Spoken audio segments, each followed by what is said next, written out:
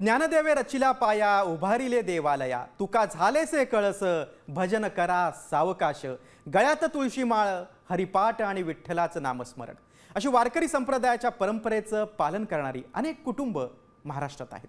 याच वारकरी कुटुंबातील केंद्रीय मंत्री मुरलीधर मोहोळ त्यांच्या वारीविषयीच्या आठवणी सांगतायत वारी आणि मी या आमच्या विशेष कार्यक्रमात। रामकृष्ण हरी।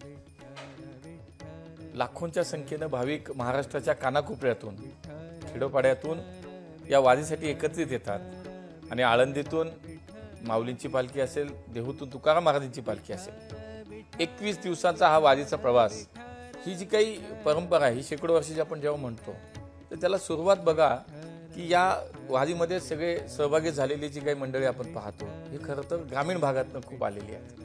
म्हणजे बहुतांशी लोक हे ग्रामीण भागातले आहेत। आज महाराष्ट्रातलं एकही गाव असं नाही की जिथे विठ्ठलाचं, जिथं पांडुरंगाचं मंदिर नाही। माझंही तसंच आहे।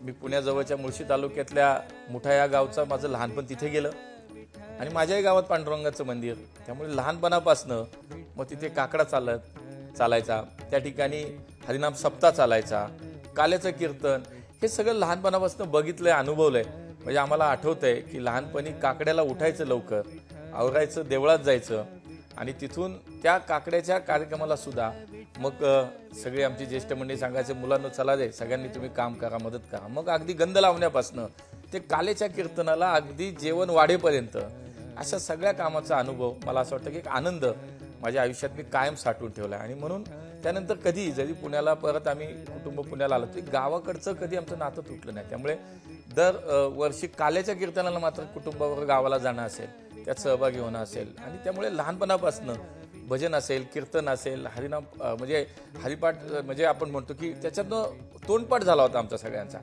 आजही मला माझ्या कुटुंबामध्ये वारकरी संप्रदायाची एक संस्कार आमच्या सगळ्यांवरती आहे आणि म्हणून मला विशेष या वारीबद्दलचं एक आत्मीयता आहे, प्रेम आहे।